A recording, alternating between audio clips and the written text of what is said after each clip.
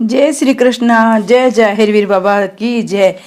गोगा चरित्र भादो मास में 11वां दिन हम सब मिलके सुनेंगे। भक्तों, हमने सुना कि गोगा जी रानी सीरियल से उनके घर जाकर मिलते हैं। आगे उन दोनों की वार्तालाप सुनेंगे। इन दोनों की वार्तालाप को सुनकर सीरियल की सखी चतुरंगिनी बोली, हे राजकुमारी, तुम्हें माता पिता का जरा भी भय नहीं है? ऐसी भी क्या बेहाई, आखिर एक परदेसी घुड़सवार है। यह कुलवंती स्त्रियों को शोभा नहीं देता। तुम तो हमें सागर ताल पर स्नान कराने के बहाने लाई थी, यह चरित्र दिखाने। ऐसा मालूम होता है नाने का तो बहाना मात्र था। हे राजकुमारी, तुमने तो हम सभी को मुंह दिखाने के काबिल न छोड़ा। तुम्हारे माता पिता अगर हमसे पूछेंगी कि ताल पर इतनी देर क्यों लगाई, तो हम उन्हें क्या उत्तर देगी? अपनी सखी चतुरंगी की बात सुनकर राजकुमारी सीरियल बोली, हे सखी, तुम ये क्या बेडेगी वार्ता करने लग गई हो, जो इस पवित्र गठबंधन को घृणित कर्म समझ बैठी। इनके साथ मेरा निश्चित ब्याह होगा। मेरा इनका नाता जन्म जन्मांतर का है। ये तुम सबके जीजाजी है और तुम सब इनकी सालियां। राजकुमार सीरियल की बात सुनकर सहेलियां खिलखिलाकर हंस पड़ी, जिससे वातावरण और सुहाना बन गया। इस प्रकार अपनी सखियों को खिलखिलाकर हंसता देखकर राजकुमारी सीरियल जाहिरवीर जी से बोली, आपकी वजह से मेरी सखियां किस प्रकार मेरा मजाक उड़ा रही है। जब अभी से इनका यह हाल है तो आगे न जाने मुझे कितना बदनाम करेगी। राजकुमारी सीरियल की वार्ता सुनकर गोगा जी बोले, रानी, ये तो वही मिसाल हुई, उल्टा चोर कोतवाल को डांटे। आप सब ने यहाँ आनकर मुझे कच्ची नींद से जगाया। मैं तो आराम से पलंग पर सोकर अपने सपने का सच्चा कर रहा था। वह गुरु गोरखनाथ जी की कृपा से सच्चा बन भी गया। तुम सबके दर्शन हो गए। अगर तुमने सपने में मुझे दर्शन देकर चौसर में हार कर 3.5 फेरे न लिए होते तो मुझे इतनी दूर खींचकर कौन लाता और मैं क्यों आता था? अपना दोष पराये बालक के सिर पड़ने पे तुम सभी काफ़ी चतुर दिखाई देती हो, इसलिए चटपट चौसर बिछाकर अपने नाजुक बदन हसीन कलाई से चाल दिखाओ। भक्तों, ये दोनों चौसर सार बिछाकर खेलने लग गए। सब सखियों ने इन दोनों को खेलते देख चुपके से बाग में खिसक अपने अपने घरों को चली गई। उन्हें भय हो गया कि इन दोनों के चरित्र का हाल इनके माता पिता यानी राजा सीजा व रानी सिरोजा को मालूम पड़ गया तो हम लोगों का हाल बेहाल कर डालेंगे। इन राजधानियों की उल्टी रीति होती है, करे कोई और भरे कोई। इस प्रकार सोचती विचारती अपने अपने घरों में जा पहुंची। इधर ये दोनों पासा सार खेलने में मस्त हो गए। भगवान की लीला, गोगा जी पासा सार खेलते समय गुरु गोरखनाथ का ध्यान करना भूल गए। शैतान इसक ने इनकी मत हर ली। कामदेव उन पर सवार हो गया। राजकुमारी सीरियल ने अपने गुरु जलंधर का स्मरण कर पासे फेंके और जाहिरवीर की गोट पीट ली। जाहिरवीर हार गए, रानी सीरियल जीत गई। शर्त के मुताबिक राजकुमारी के बंधुआ बन गए गोगा जी। तो भक्तों, जब गोगा जी को 6 महीने राजकुमारी के बंधुआ होकर रहते बीत गए, तब उन्हें गोरखनाथ का ध्यान आया और गुरु चरणों में प्रार्थना की, हे गुरु जी, दया करो, मुझे इस मुसीबत से छुटकारा दिलाकर मुझे मेरे घर भिजवाओ। भक्तों, जब हमारे गोगा जाहिरवीर ने गुरु गोरखनाथ के चरणों में ध्यान लगाया तो उनकी कजली वन में समाधि खुल गई और उन्होंने ध्यान लगाकर देखा अपने चेले जाहिर को तंदुल नगरी में दुख में डूबा हुआ पाया। तुरंत ही ओगरनाथ को अपनी धोनी सौंप उड़न खड़ाऊ पर चढ़ राजा सीजा की राजधानी तंदुल नगरी आ पहुँचे। गोगा जी ने अपने गुरु को सम्मुख देख चरण पकड़ लिए। अपने चेले को दुखी देखकर गुरु गोरख बोले, अब दुखी मत हो बेटा, मैं आ गया हूँ। तूने चौसर खेलते समय मेरी याद बुला दी, वही तेरी हार का कारण बनी। अब तू अंगूठी का खेल राजकुमारी के साथ मेरे बताए अनुसार खेलना और पासा भी मेरी आन लगाकर फेंकना। गुरु चेले में बात हो रही थी, राजकुमारी सीरियल आ पहुंची। उसने जब गुरु गोरखनाथ को देखा तब अपने दोनों हाथ जोड़कर नमस्कार किया। गुरु गोरखनाथ जी ने सौभाग्यवती होने का आशीर्वाद दिया। गुरु गोरखनाथ जी को देख राजकुमारी को निश्चय हो गया कि अब ये मेरे पति को ले जाएंगे, तो उसने भी गुरु जलंधर का मन ही मन स्मरण किया, नगर कोट की देवी को मनाया। तभी जलंधरनाथ योगी भी अपने चेली राजकुमारी सीरियल के सामने हाजिर हो गई। अपने गुरु को सम्मुख आया देख रानी सीरियल ने अपने दोनों हाथ जोड़कर नमस्कार किया। जाहिरवीर से बोली, अब क्या विचार है? जाहिरवीर बोले, मेरे पास एक अंगूठी बाकी है, इसमें एक बार मुकंदर आजमाना चाहता हूँ। रानी सीरियल बोली, मुझे कोई इनकार नहीं, मगर बाजी बदल कर होगी। जहांगीर बोला, मंजूर है, लगाओ दाव, पर क्या लगाती हो? राजकुमारी सीरियल बोली, मैं अपने श्रृंगार के जेवरात व अपनी चित्रसारी का ये बंगला, अब इसके बदले में जो लगाना चाहे बताए। जहांगीर बोले, मैं अपना नीला घोड़ा और उसकी सुनहरी साज लगाता हूँ। रानी सीरियल ने पासा फेंका। इसे कहने से मैं अपने गुरु जलंधर नाथ व नगर कोटि के देवी का सुमरन भूल गई। उसके काने 3 पड़े, उसमें गुरु गोरखा माया भी शामिल थी। जवाबी कार्यवाही में जहांगीर ने गुरु गोरखनाथ का सुमरन कर अपनी माता बाछल का ध्यान धर के पासा फेंका। उसकी पो 12 आई। सीरियल की गोट पिट गई और वो हार गई। उसने जहांगीर से एक दाव और खेलने को कहा। इस बार जीवन की बाजी का दाव बंधा गया। अगर राजकुमारी सीरियल जीती तो जहांगीर भी तंदूर नगरी में ही उसके पास रहेंगे। अगर गोगा जी जीत गए तो सीरियल हार गई। वह उनके जिंदगी भर चरणदासी बनकर ददरेवा के महलों में गुजारा करेगी। झटपट बिना कुल देवी को याद किए पासा फेंक दिया। गुरु गोरखनाथ की माया से वही काने 3 का दावा आया। जहांगीर ने गुरु का सुमरन कर पासा फेंका। दाव पो 12 ही पड़ा। हमारे गोगा जहांगीर जीत गए। रानी सीरियल हार गई। उसकी गोट बड़ी बुरी तरह से पिट गई। सीरियल ने अपनी हार देख जहांगीर के पैर पकड़ लिए और हाथ जोड़कर बोली, मुझे अपने नीले घोड़े की पीठ पर चढ़ाकर बागड़ देश ले चलो, वही फेरे फेरे कर ब्याह कर लेना। तब गोगा जी ने उत्तर दिया, राजकुमारी जी, ये आपकी बात क्षत्रिय धर्म के प्रतिकूल और चौहान वंश के कीर्ति में काला धब्बा लगाने वाली है। ये अनहोनी बात तुम्हारे मानने में असमर्थ हूँ। जरा सोचो, अगर तुम्हें इस तरह अपने साथ बागड़ देश को मैं ले जाऊं तो मेरे घर वाले क्या कहेंगे? मेरे भाई अर्जन सर्जन और बिरादरी के लोग मेरे जन्म में बुरी तरह थूकेंगे। ये कुंवारी कन्या को बखा के लाया है, तुम्हें कोई राजा की बेटी न कहेगा। बहुत से तो ये कहेंगे किसी नीच जाति की है। गोगा इसकी खूबसूरती पर दीवाना होकर इसे भगा लाया है, या इसके माता पिता को धन देकर मोल लेकर आया है। मैं किस किस का मुँह पकड़ूंगा? इसमें दोनों कुलों की बदनामी होगी। इसलिए तुम अपने माता पिता को समझा बुझाकर अपने नाई ब्राह्मण के साथ टीका भिजवाओ, फिर हम ब्याह करने तुम्हारी तंदूर नगरी में आएंगे। इसमें तो ज़्यादा से ज़्यादा ये हो सकता है कि सपने की भांति अपने गुरु गोरखनाथ जी महाराज के सामने 3.5 फेरों का आधा ब्याह कर लो। तुम सब तरह की चिंता त्याग कर समय का इंतजार करो। भक्तों, गोगा जी की वार्ता सुनकर राजकुमारी सीरियल बोली, आपकी इच्छा हो वैसा करो। मैं तो आपकी चरणदासी बन चुकी हूँ, मगर एक बड़ी मुश्किल ये है कि हमारे पुरखा तंवर वंशी राजपूतों का और आपके पुरखा चौहानों का पुराना मन मोटाव है। दोनों एक दूसरे के दुश्मन हैं। मेरे पिता भी बड़े बलवान हैं, उन्हें कमजोर न समझना। वह राज्य से ये संबंध न होने देंगे। हजारों वीर दोनों तरफ से कट मरेंगे और आप उन्हें हरा देंगे, तभी ये ब्याह हो सकेगा। राजकुमारी सीरियल की वार्ता जहांगीर जी बोले, चिंता की कोई बात नहीं, ये ब्याह संबंध पूरे जन्म के संस्कारों से होते हैं। फिर मेरे गुरु गोरखनाथ जी और आपके गुरु जलंधर नाथ जी महाराज की दया का हाथ हम दोनों पर है। सब बांधे आप ही नष्ट हो जाएगी। बेमाता के लिखे को मिटने में किसकी सामर्थ्य है? अब जल्दी से 3.5 फेर कर ब्याह की आधी रस्म कर लो, बाकी आधा ब्याह मुहूर्त आने पर हो जाएगा।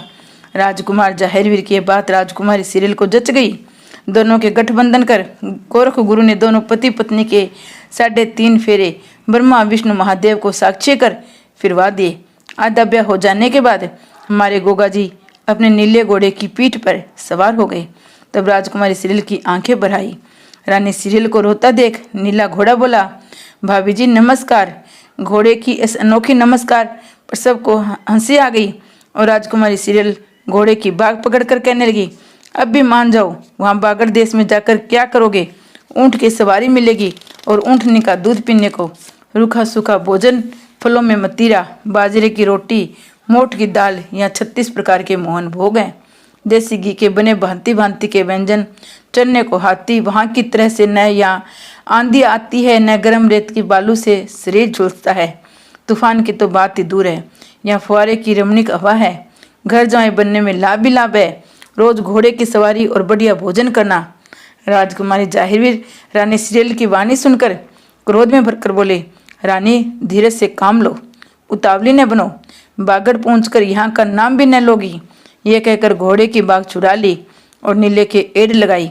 ये लगाते ही नीला अपने पंख फैलाकर आसमान की ओर उड़ गया और सीरियल देखती रह गई।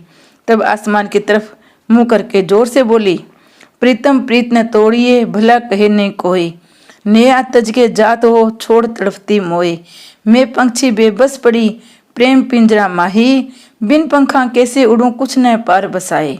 भक्तों, गोगा जी और नीला घोड़ा बड़ी तेजी से समुद्र पार कर सुल्तान नगरी के निकट आए।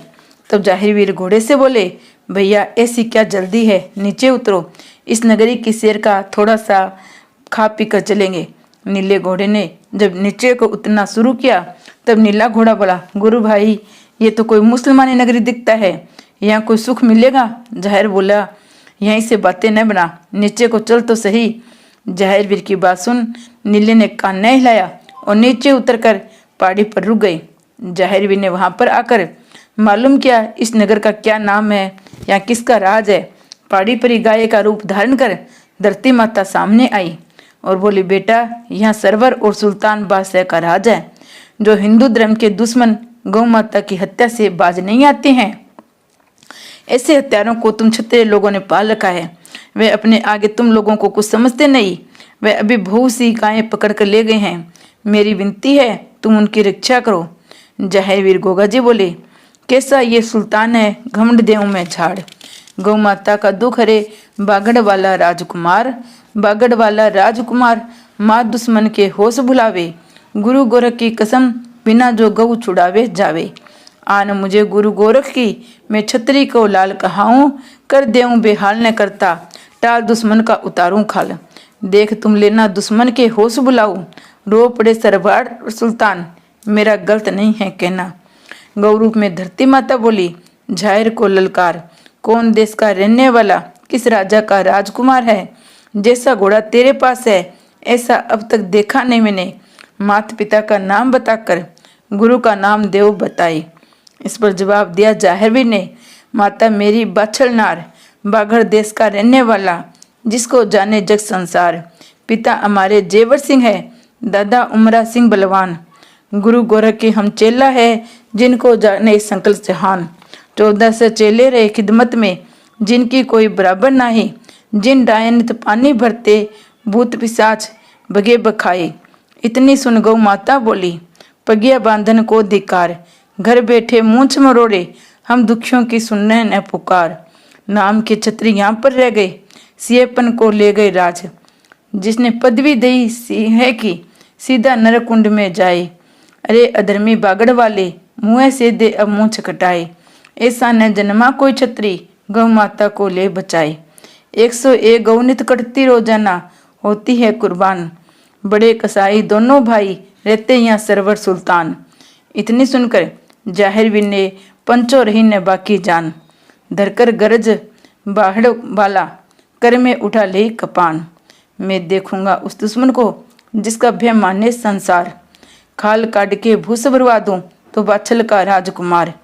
इतना कहकर नीले से अब क्यों राखी देर लगाए, जहाँ पर दुश्मन रहे हमारे उनके धोरे दे पहुँचाए। गौ माता से कहा वीर ने, माता रास्ता देव बताओ, जहाँ पर दुश्मन बसे तुम्हारे ठोर ठिकाना जानू नहीं। इतना सुनकर जाहिरवीर से पंचों की नींद नहीं अबार। आगे आगे गौ माता है, पीछे नीले का असवार। एकदम दौड़ पड़ी आगे को वो, फिर वो देई दिखाई नाई। भारी सोच में जाहिर पड़ गया, अब क्या लूँ जतन बनाए।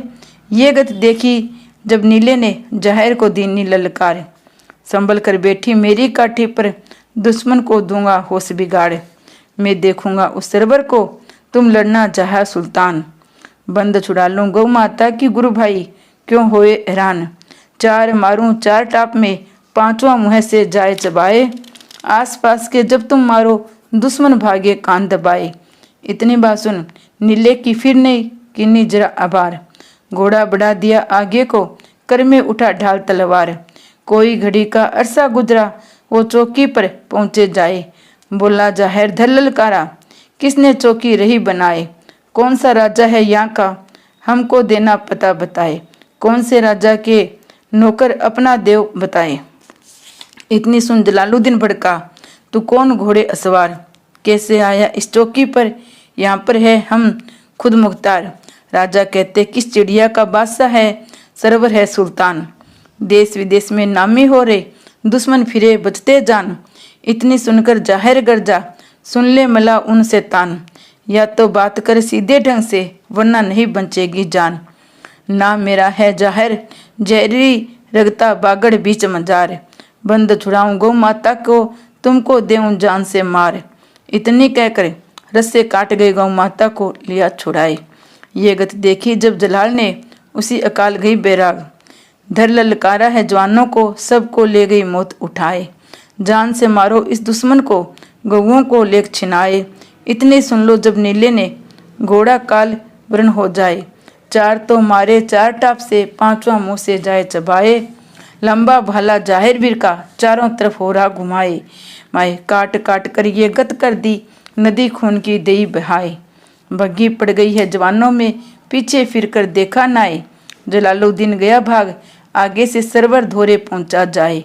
हाथ जोड़े सरवर से, बोला जोधा सुनो लगाकर कान।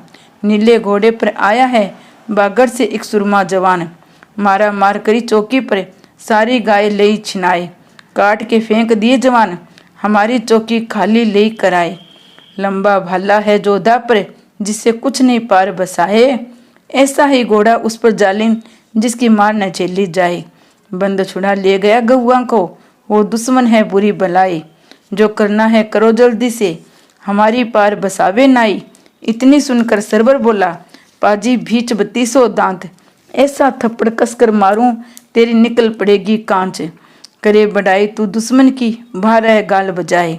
अभी बुला लो मियाँ साहब को, दुश्मन का दे गर्भ घटाए। इतनी सुनकर करी न देरी, अपने चल पड़ा कान दबाए।